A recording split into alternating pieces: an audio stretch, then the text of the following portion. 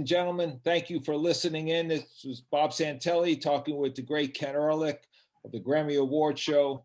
I know you've been a big fan of Bruce Springsteen over the years, not just as someone who produces Grammy shows and other kinds of shows, but also as a fan. Let's go back and tell me, when's the first time you got to meet Springsteen's music and heard or saw him in concert that made you such a fan? Well, before I met him in 1975, I was living in Chicago doing the Soundstage series, and I had been introduced to John Hammond. And although I didn't know him, obviously knew of him. And I went to I think at that time it was Goddard Lieberson who was running Columbia. And I said, we'd like to do a soundstage built called The World of John Hammond. And this was before Bruce had broken. It was because Born to Run was 76. So this was like 75. And they wanted him on and they tried to get him. And there's a legend and then there's a truth. I'm not sure which is which. The story that I heard was that, in fact, and John, who is a wonderful guy, legend, said, John Legend, I mean, John Hammond said, I'll do whatever you need to help you do this show, but I won't call people. I've never done that in my life. I can't do that. You get it booked and whatever. On the other hand, he did call his brother-in-law, his ex-brother-in-law, who was Benny Goodman, but he wouldn't call Bruce. I think he called Bob Dylan because Dylan came and did the show, but he wouldn't call Bruce. And so I went to Bruce through his then manager, Mike Appel. And the story that I heard years later, and I can't tell you who I heard it from because I'm not even sure I remember, was that Mike never told him about the show, and Bruce saw the show, and he said to Mike Appel, why wasn't I asked to be on that show? And I don't know what happened after that. I don't know. All I know is that 6 months later, John Landau was Bruce Springsteen's manager. So I'm not taking responsibility or credit or whatever. But so I didn't meet Bruce then because he didn't come in and do the show. But that year, it was before Born to Run. I remember coming to New York and there was a show at the downtown Palladium. Maybe it was on 15th Street or 23rd. I don't remember which one it was. Downtown, yeah. The Palladium. Great shows that he did in 76. I saw him there, and the record company obviously got me tickets, and I was upstairs in the front row of the balcony. And it was the first time I'd ever seen anybody. That was the first time. And I don't know that if I knew he did it or not at that time, but it was the early days of an RF guitar, no cable. So he lay down, fell back into the house. And from this view that I had in the balcony, they passed him all the way around while he was still playing and singing. And I thought I felt like Landau wrote, I've seen God in the future and it's Bruce Springsteen. And then it took me 8 or 9 years to get him to do a show. He didn't do television. Part of their whole mystique was that we don't do television. So Bruce's thing was, it demystifies who I am. So I'm not going to do TV. And I don't think it was until maybe Hungry Heart that he started doing videos. So I chased them because yes, you're absolutely right. I don't think I make any bones about it. It's just my favorite artist of ever, generationally and musically and everything. So you must have been very excited when he finally said yes to appear on the Grammys. Yeah, and he took baby steps. The first time that he appeared on the show, he was part of this Curtis Mayfield medley that we did. He did not perform on his own that year, but he really liked that. And that kind of, the Grammys was not necessarily the coolest thing to do in those days. But he came and he did that, and it was him and it was Bonnie and it was the Impressions, and he got to introduce Curtis, who we brought out at the end of the medley, and I think he did. May have done It's All Right. I'm not sure. People Get Ready. and that was my introduction. And one of the few people that I have been was then, and maybe even till now, kind of tongue tied around. He's just not that he's intimidating, and he tries to make you feel at ease, but he's Bruce Springsteen. Obviously, TV is a whole different medium, as you well know, and to be able to capture the spontaneity, the passion, the excitement, the intensity of seeing an artist live, but most of the people who are watching the show are watching it on TV. As someone who has done these shows for such a long time and so great at doing them, what was the secret about making sure that Springsteen came across on TV the same way that you saw him for the first time on the Palladium, for instance?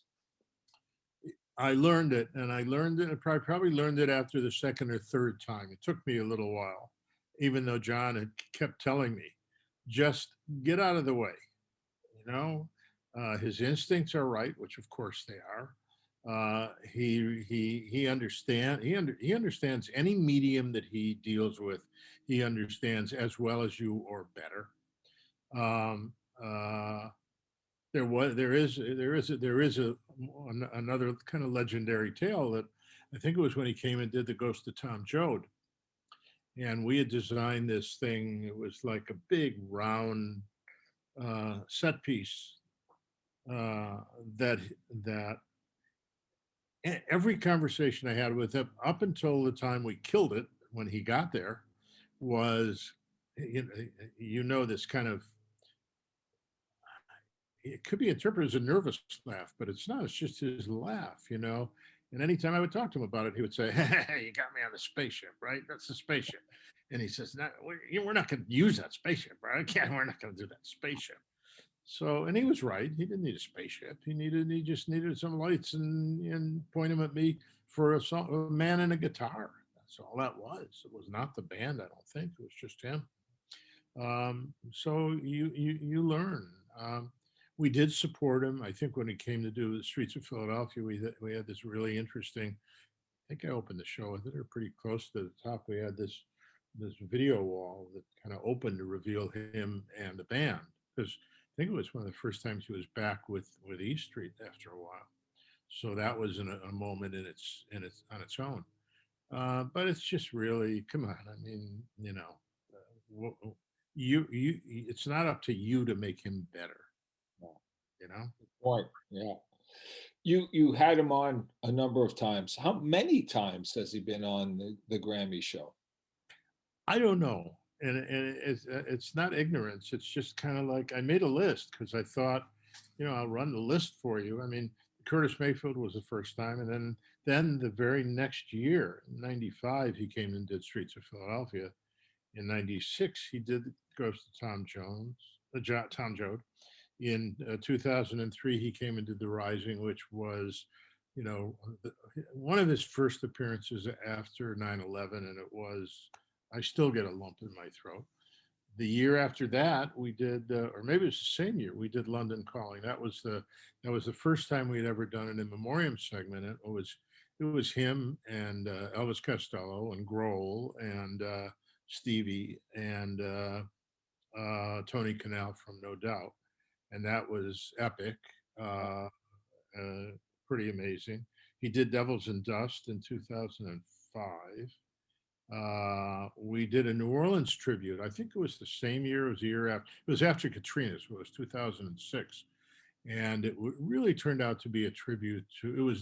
It was for Katrina, but he wound up with Elvis Costello, Bonnie, Irma Thomas, Alan Toussaint, Dr. John, Sam Moore, and Sam and Bruce did In the Midnight Hour on it, which is not truly New Orleans, but I think Wilson Pickett had passed away that year, and I think that's why we did it. Then it took me another 5 years to get him back, and that was when I did open the show with "We Take Care of Our Own," which was not nominated, and there was some controversy about should we be doing that or not. But of course, we should be doing it. It was like, and then the cherry on top was that year at the end of the show was this incredible the finale from Abbey Road that with McCartney and Grohl and Joe Walsh and Paul's band and Bruce. And the story about that is that Bruce wound up.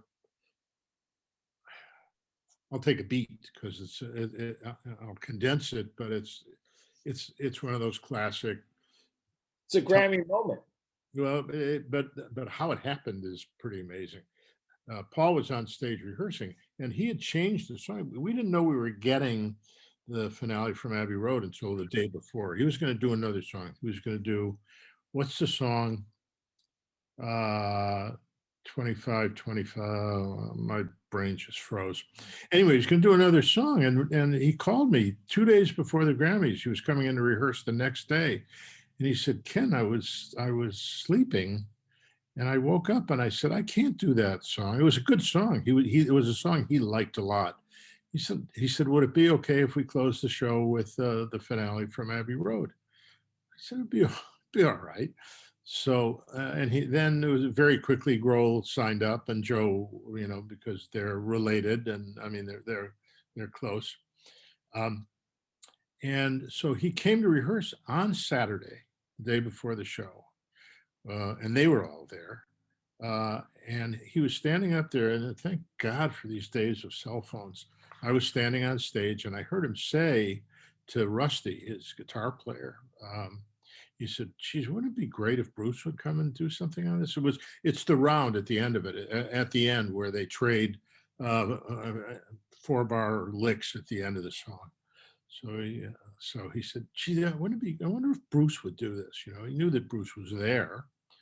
So I called Landau, and Landau said, "Well, let me talk to Bruce." And he called me back 4 minutes later, and he said, "Bruce had one question." He said, "Would you call Ken back and just ask him one thing? Is he talking about me doing this with Paul McCartney, the Beatle? Is it Paul McCartney, the Beatle, that he wants me to do this with?" And John was laughing, and he said, "Of course he'll do it." And he came in Sunday morning, didn't rehearse on Saturday, and walked into Paul's dressing room, and they sat there for 10 minutes. It's not the most complicated solo in the world. It's 2 chords, I think, you know.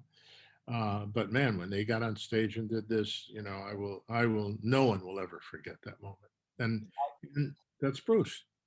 And it's one of my all-time favorite, actually, Grammy moments. It was spectacular for Bruce, but for all the other giants that were on that stage at that point. It's a great call on your part to have that done, and I'm glad that Bruce participated. But I do want to ask you, because I remember this and how you fought for the opportunity for Bruce to open the show with "We Take Care of Our Own," because for those of you who are listening in, you got to have a record out. You have to have something going into the Grammys for us to actually showcase. And here, this record, if I'm not mistaken, the record wasn't officially out yet. Basically, it was premiering it, right? It was a premiere. And that spot opening the show is the big spot. It's a big deal. How did you basically convince everyone that we ought to do this, despite the fact that we're going against the grain? John helped a lot. Clear Mountain lives out here, and Clear Mountain was mixing it at the time, and so we went over to his studio, and I took Neil over, Neil Portnow, who at that time was the head of the Grammy organization, and I figured, okay, well, that will not hurt at all. So, and Neil was playing by the rules, which was his job to play by the rules. But we sat there in Bob's mastering studio with these speakers that make you feel like you're there, and he had no shame about playing it loud. And so we're sitting there listening to this, and you just couldn't help but being moved and touched, and lyrically the strength of that song and the power of it. And we walked out, and I was quiet for a minute, which is unlike me. And I wanted to hear Neil say it so that he didn't later say Ken talked me into it, which he said a lot. And he said, yeah, we got to put this on the show. So we did it. And as you know, you were part of the of that committee. There, it was not universally accepted. That's right. He prevailed. Yeah. You helped. I think I remember you played a pretty good. You were a pretty good wingman on that Well, one. I heard the song and I agreed with you and Neil that we need to do this. Plus, the message behind the song was so important back in the day. Yep. You did more than just the Grammys with Bruce. I mean, there were at least a couple shows that I can think of that you did outside of the Grammy format, if you will. I'm wondering if you can recall them. There were two. I think there was one called "Shine a Light." If there's something, is that am I mistaken there? Well, interestingly enough, it's 5 years ago we did this. It was it there. It was the last awful summer of racial strife and killings and the murders of several black people in America.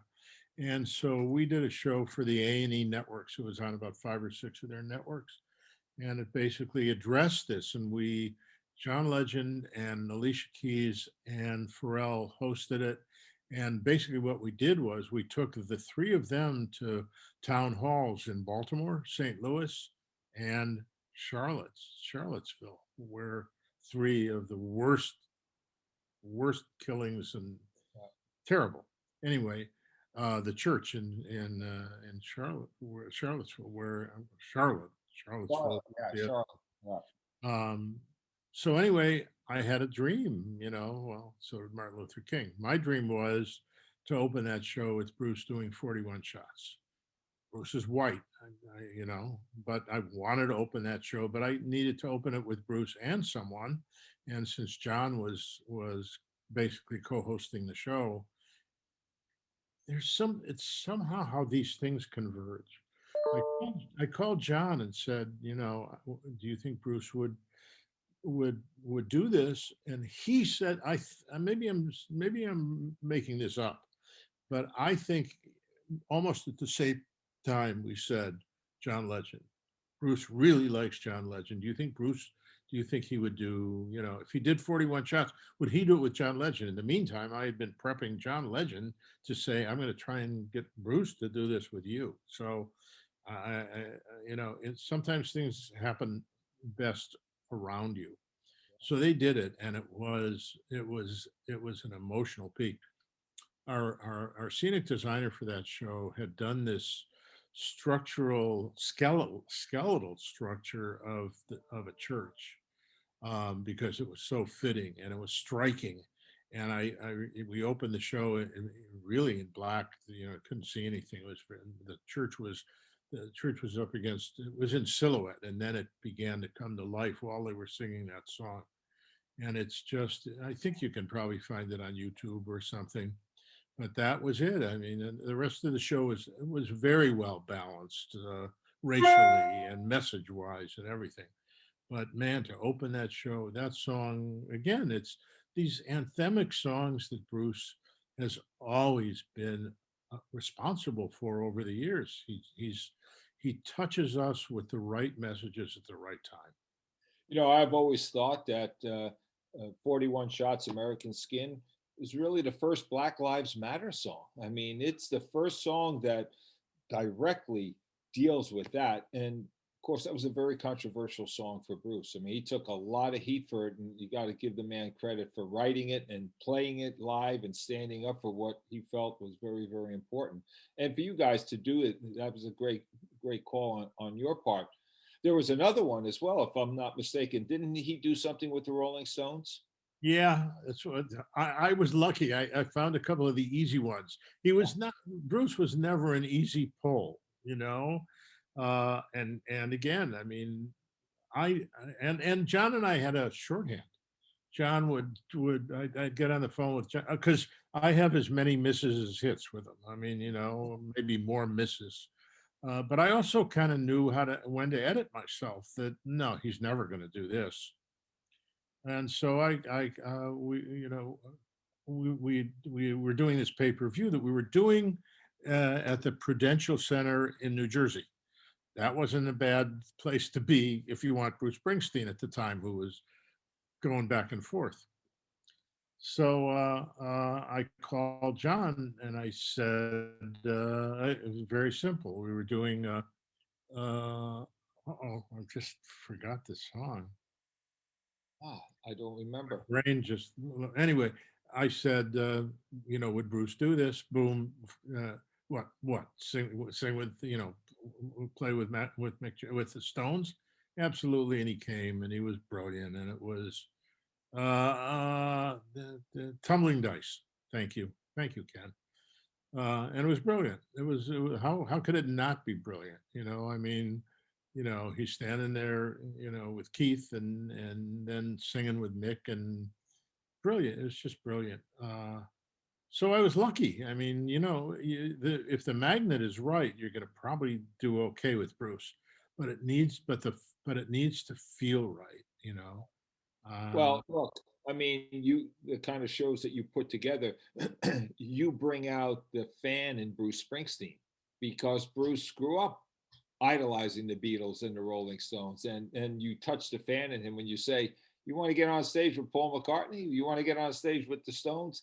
Of course, and you want to get on stage with Curtis and salute Curtis Mayfield, or do yeah, you get on stage and salute Wilson Pickett and New Orleans, which is a city he loves, right. Or Joe Strummer. or Yeah, John Drummer, yeah. yeah, You can count on him for those kind of things. That and or Ken Ehrlich. I mean, not yet. that's the thing I always knew that it was never about me. Ken, So I want to ask you a couple other questions because for so long you have you've done the Grammys, and your name is synonymous with the Grammy show. When you look back at all the time that you had with the show, what's your recollections? How do you see the show under your watch going from, as you said before, a show that wasn't all that cool to something that you had to be on? What do you think was, if you could summarize, what was the secret sauce there for you? I think probably because as time changed, um, I'm not arrogant enough to say that it was me, but I think the Grammys kind of grew into itself. The nominee when in all candor, when Mike Green came along, which was about 5 or 6 years into my, I'd been there 5 or 6 years when he showed up. The nominations became more relevant. Not always, but there was at least there was it got better. Um, I don't know. I would love to think that that my love of music and my understanding and ability to work with artists played some role in it. But again, Bruce is Bruce. But no artist wanted to come on a show that didn't speak to them in terms of you know, there was always everybody always knew that if you went on the Grammys, you were going to sell records. You were it was a that was number one for a long time. I'm not so sure it is anymore, but it was then. I'm not sure anything is right now, but it was then. But I think that so in order of importance, that was critical. But if they could come and do it in an environment that was comfortable, that they felt well treated in, that understood them musically, and didn't always sit there and say, "Well, I want to do your latest single. That's what we're doing." No, we're not have to do your newest single. Let's do the song that feels right, that will touch an audience. It was always about emotion for me, and I chose, not that the decisions were always mine, but I always gravitated toward the artists that did say something with their music, that and it not necessarily messagey, but that it was that musically it was rich, that it had substance. You know, having worked with you a number of years on the show, I was always struck by, and I don't think a lot of people understand this, but how little time you had to put together the show.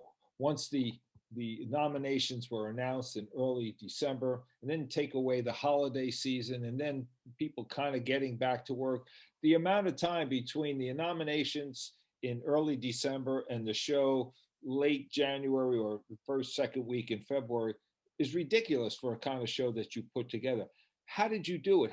Year after year, you're able to put this show together in my view, record time. And I always would sit there as part of the TV team and just be amazed at the kind of artists and how smooth down to the second that you would make that show. An incredible thing. Is that just something that's kind of built into your DNA? You like the challenge, the threat of the deadline, as we say as journalists? I think that's part of it, but I also we over the years we really grew a really great team, and nothing threw them.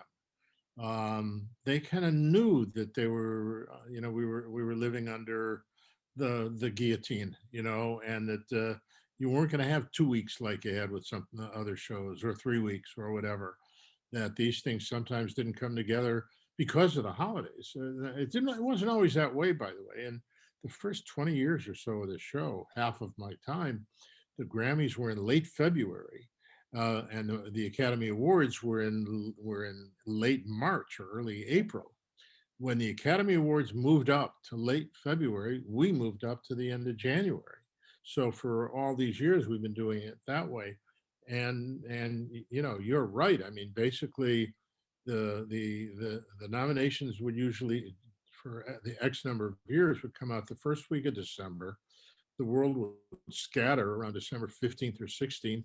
And if you are anyone that flies private, you don't come back till January 7th or 8th or 9th.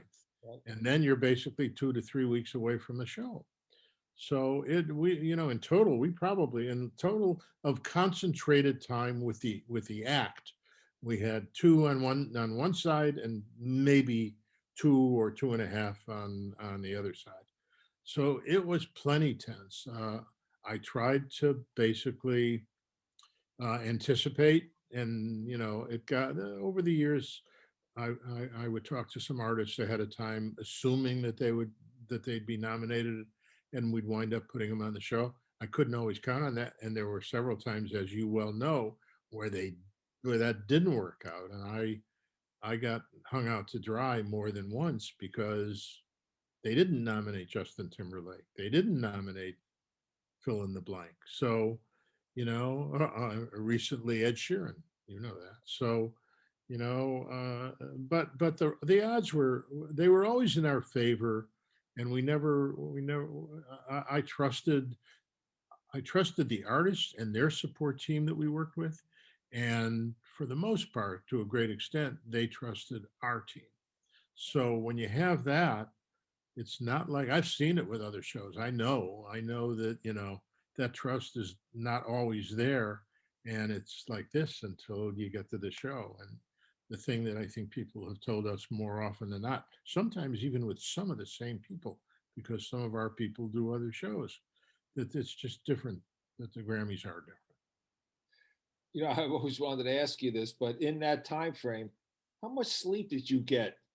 You must have gone to bed thinking about it. You must have dreamt about it. You must have got up a couple hours later and started again. I mean, the amount of work and effort to put together a 3 hour plus show is, for the average person, they don't have a clue. But me watching on the sidelines, watching you work was just a study in endurance, if nothing else. I think it's the adrenaline flowed heavier the closer we got to a show. Um, I never did, starting to now, but I never did require a lot of sleep. And yeah, there was no, I mean, I would wake up in the middle of the night, thinking about the 19, I did 40 things, but there were 19 more that I didn't do. So I had the pad next to my bed, and I make a note and I make a note, and then I try and get to those early. But again, it was the team. It was really, I can't, you were around it. I mean, they were they were pretty they were pretty amazing to. And by the way, that's not even discussing about the things that would change the show week. There's this show never settled. It's not unique. Other shows have those kind of things too, but this show just never settled until, ladies and gentlemen, to open tonight's Grammys.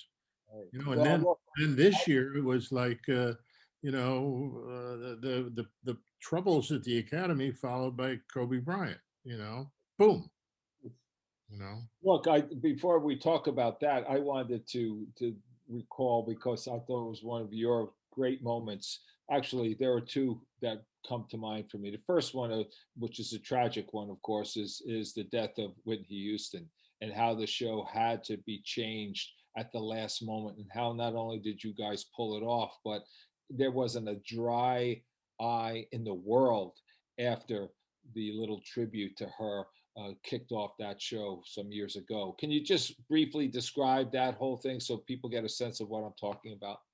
Well, we heard about it while we were in rehearsal on Saturday afternoon around 2 o'clock. Fortunately, LL Cool J was there. David Wild was there. Uh,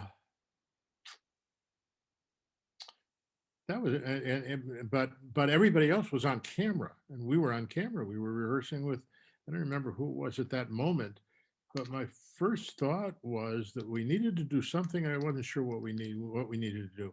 What I knew was that, and I discussed it with both David, who has been my longtime sidekick and head writer of the show. We couldn't let the show turn into a tribute to Whitney Houston. We just couldn't. Not that she might not have deserved it, but that's not what we do. And that wouldn't have been fair to all the other people who were coming to perform. So we looked for where are the moments, what are they? And LL was amazing. He called me that night. He didn't leave with this idea, but he called me at night around 8 or 9 o'clock, and he was sick. He was supposed to go to some dinner, or whatever. We rehearsed until 11 or so the night before the show, and he said, "I have an idea." He said, "I think we should start the show out with a prayer." This is going to. It can't not sound racially motivated, but an old white Jew isn't probably going to think about that. That's the right way to do it. And when he said it, both and David is following in my footsteps as a growing older white Jew. We neither of us, we both kind of said that's interesting, but we didn't get it. And then the next morning he came in, he had written it, and I said to him that night, I said, you know what? Let's try it on camera. Let's try it on stage before we do the dress. Let's just put you up on stage. Let's hear it in the house and see what you want to say. He came in. David worked with him. And as soon as he opened his mouth and said it, we said, "That's right." And then it was uncanny how I don't want to say easy, how well it was like the elephant in the room was no longer in the pit of your stomach. It was now kind of out. So and now, ladies and gentlemen, blah blah blah. I think we went to a performance. I don't remember what it was at the moment, but it was appropriate. And then the show was off. And then we had the moment where that afternoon I had called Jennifer Hudson's manager who worked with Irving. Terrible. And I said I would like her to come and just sing one verse of "I Will Always Love You," and then Greg Fillinganes, who was working with her that night because that's the night of Clive's party, I think the night before, which we never went to. And so they got together there for a few minutes and then came in that morning. And I normally, as you well know, the house is it's empty, but it's full because there are all the people there for the dress rehearsal. I held the house and I felt bad about doing it, but I didn't want to, she was frightened. She was scared and she should have been. And the last thing I wanted was to have her do it and feel that there were people out there and say, no, I can't do this. So I held the house. We rehearsed it a couple of times with her. We all cried. We cried like crazy. And then she said, oh, okay, I can do this. And then we did it and she cried. Yeah. So, and then, there were a few people over the course of we encouraged it. We told people the same way we did this year about Kobe. If you have something to say, please feel free. This is not, this is a tragic moment in our collective lives. So, Yeah. You know, it's kind of interesting because we're talking about Whitney Houston. That day, that Saturday that Whitney had passed, just prior to that, I was on stage with Jennifer Hudson at the Grammy Museum, and we were doing one of our education programs. And I had asked her about her roots and influences, and she just went off on just how much Whitney Houston meant to her, and got up and actually did a couple of versions of her songs. I don't know if it was "I Will Always Love You." It might have been, but and then of course when I went over to rehearsals and we heard the death, I just couldn't believe it. I'm sure she heard it going in the car going back to her hotel in Beverly Hills. But the fact that she had said so much, and then to have her hero get that, die right after that was pretty heavy, that she could pull off one of the great, in my view, one of the great moments in my time at the Grammys. And we cushioned it right. I don't remember. I mean, I didn't want it too early in the show. I didn't want it too late. I wanted it to be, this show is it's like this, and it needed to be down here, and it was, and uh, it was sad. It was a very very the house. You could feel it all in the house, but by virtue of what LL was able to do, and the way that David worked with him to write it, it was beautiful, really It, something. it was. Now the other is memory I have is somewhat tragic, of course, but not as deeply tragic, not even close. But it had to do with a gentleman by the name of Chris Brown. Does that ring a bell? Yeah, yeah, okay. This one's reasonably well known, but we were again. It was show day. We were in the dress. It was Sunday, Yeah. and I was sitting with Johnny Wright because Justin was performing on the show, Justin Timberlake, and all of a sudden someone came over to me and kind of just whispered in my ear. To this day, I don't remember whether it was Rihanna first or Chris first. I think it was Rihanna first. That Rihanna is not coming to the show. No reason given, just she's not going to do it. I had her doing something. I think it was even something kind of with James Corden or something. It was a gaggy thing. But Ken, she can't come. Blah blah blah. There's a problem. Blah blah blah. Okay, so I can get by if I lose one. I still can. I'll just open it up a little bit. But then, not 20 minutes later, and I have a table out in the house where I can talk to the truck, and I can talk to the stage managers, and I can keep an eye on it, and I can watch my monitors because we give notes between the dress and air about for Lou, for our director. So yeah, then I got the next call. No, Chris Brown, he's not coming. And then someone, I mean, I don't watch TMZ. So someone came to me and said, it's the two of them, and there was a fight and there was this. And I know, I don't, to this day, I don't know that we ever heard the real story, but then it was serious. And that's when I said to Johnny, I said, we need to do something. I think it was after Justin's performance. He was on his way back to his dressing room. So I said, "Come with me. I need you." And to Johnny, and we went back.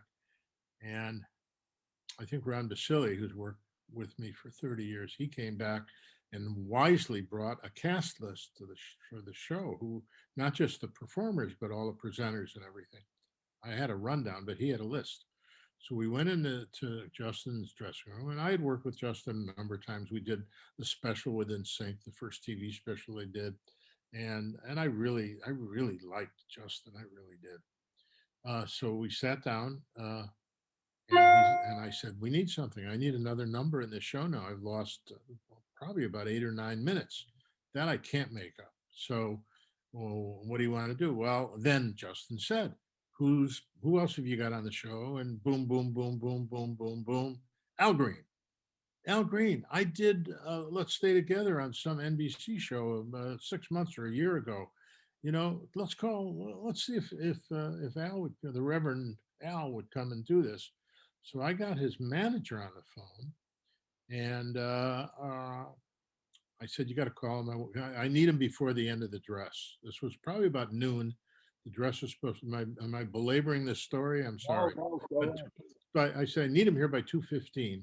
I could open up another 15 minutes, but then if you recall in those days, the pre-tels moved in and we had to clear the place and load them in and whatever. So she said, well, I'll try, but I know he's in the bathtub. So I said, well, get him out of the bathtub and get him. And he walked in and he was, he walked in like, he looked like $1 million. And he knew, I mean, I think I got him on the phone before he walked in. I had talked to him after he got out of the bath. And by then we had laid it out. Help me, Antoon. Kevin Antoon was Justin's MD. So we drafted him because Justin was doing another number later in the show with his band. Right. No set, no nothing that we could do, but we put the band back on stage. It wasn't that far to get them on stage. I got somehow I think Ricky Minor helped. I can't remember what he did, but he was involved in it too. And then because it's not crazy enough, um, uh, Johnny, I think, might have been managing Boyz II Men at the time. And he said, can we put Boyz II Men in here? Can you help me? And I said, absolutely. I love them anyway. So they got in it. And then we're walking, I swear to God, we're walking down the hall and Keith Urban is there. And Justin pokes me in the elbow and says, hey, let's get Keith in here. You know, you can play Let's Stay Together. You know, you can be. So we pulled him. He was actually sitting outside Justin's dressing room. And I said, come on in for a minute. And we said, you're playing on this. So he said, well, who am I playing with? I said, Al Green and Justin and Boyz II Men. And he said, okay. And we went on stage and literally ran it twice. That was 2:29:30, and we had to be off by 2:30. And then we inserted it where one of them had been. I can't remember whether it was Rihanna. I think it was Rihanna in her slot because it seemed to be able to work that way stage-wise because it was the same side of the stage where we had Justin, and I couldn't have moved it to another side of the stage. And then I let the show breathe a little bit to make up for the other one. And there was one other thing. It's really interesting. Justin had told me when we started talking about Al, he said, I remember the first time I saw Al Green. Me and my buddies were standing outside of a 7-Eleven, and he came by in that big car and that big coat, and he went in and he bought himself a Coca-Cola. He said, and I never forgot that. And I said, you know what? You should tell that story. And I wrote up a paragraph or so. Nice. And before we did it, it needed context because nobody knew that Al Green was going to be on the show. So it was, those are the things that, now that was, I don't remember what year that was, but it was early 2000s. Yeah. You never forget those times. And it's so interesting that some of those great, as we call them, Grammy moments occur it just happened, right? All the rehearsals in the world couldn't produce that. And I know that so many people who watched the show that year felt as if that had been always a part of the show, that it was so smooth. And that's a tribute not only to you, but it's a tribute to Justin in particular, and to Al and Keith and everyone else who participated in it. But wow, what a moment. And I'm sure there are others like that, but I want to ask you to close here. I wanted to ask you, you're no longer doing the Grammys. This is the first year in how many years is it? 40 years? Wow, 44? No, 40. 40. So 40 years. And of course, this year is like no other year, given the fact that it can't be live and with COVID happening and just so much behind on top of the show. When you look back, you have to have one particular moment, just something that maybe it's small, maybe it's big, that if someone said, you know what, you want to see Ken Ehrlich at his best in the Grammys, just check this out, and that's all you need. Is there such a a moment? Is there such a thing that you can think? I learned a long time ago from artists, songwriters in particular. Don't ask me, and you've heard this from one after another. They're all my babies. Don't Yeah. ask me to pick one over the other. So I wisely learned that from you name it, all the way back to Sammy Kahn, for instance, for God's sake. I can't do that. So I can't. I do have there are a few. I mean, the year that Melissa Etheridge came back after her cancer operation and walked out bald and channeled Janis Joplin, there are a lot of. I'm very proud of our record. We didn't hit every time out, but that Abbey Road finale with Paul and Bruce and Grohl and Joe and that gang. That God, I will never forget that. And Bruce doing Philadelphia. Yeah. Yeah. There are moments, and Bruce doing The Rising, and let's take care of our own. Yeah.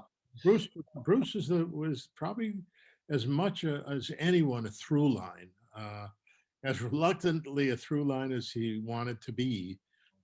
He gave us probably some of the greatest moments we ever had on the show. Yeah. I would agree. And now, last question. On March 14th, the Grammys will play again, and you won't be sitting with headphones on. You won't be running around like a crazy man. What are your plans? How you gonna watch the Grammys this year? How are you gonna feel, do you think? I'm really thinking about watching Bonanza on TV Land. Uh, I don't know yet. It's daunting for me, to be very honest with you. I have very mixed feelings about it. There was one year that I don't talk about of all these years where I didn't do this show, and it was the most painful year in my life because I sat home and I watched the show like this. Fortunately, it wasn't such a good show. So but I certainly wish Ben well. I wish the crew well. If for no other reason, and I do have genuine good feelings toward almost all of them. There's a legacy to protect. I don't want it to. I don't want it to go down. It's you know it, it's hard enough in this 24-hour media world to protect it anyway. And we certainly didn't do everything right. I chose to believe, whether I was right or not, that a lot of the things that were wrong had little to do with the show itself. But the truth of the matter is, I'm sure in other corners, there are people that say, we did everything right, and the show was, so I don't know. I will watch it, and and I'll relish watching it, and I'll cheer for the things that I like, and I'll probably do a little bit of this for the things that I think you know they didn't, you know. So, but I don't envy them. It's a terrible way for Ben to walk into it, Uh, I have watched each one of these shows that have been on before, the other award shows. They didn't have fun. They didn't have fun, and I don't think the viewers really enjoyed them very much. Yeah. Yeah, it is a tough year for him to come into. It's a tough year for the artist as well. It's just sad, of course, all the way around. Hopefully, soon this gets behind us. But I will say, on behalf of the millions of people who routinely watched your shows over the 40 years, who really grew up with the Grammys, who just loved Bruce or loved Whitney or loved any of those great artists, so many that you had on. You made history, and you helped preserve one of America's richest cultural resources, which is our music. And when it comes to the Grammy show, that's the document that will always be able to reflect back and say, here it is, take a peek. Well, I couldn't let this thing be over without saying it right back to you, because in your years at the museum and the things that you did and have done, and particularly those few years when we were fortunate enough to go to the White House together and do these shows, and you did your programs that really got right into the face of kids to teach them about music and about the importance of music in their lives, and so many other things you've done, man. You inspired me and a lot. You continue to, I've so enjoyed our relationship over the years. Same here, and I hope we get to do some more in the near future. Let's hope so. I would love to. Ladies and gentlemen, thank you for listening in. This was Bob Santelli talking with the great Ken Ehrlich of the Grammy Award show. We'll see you next month.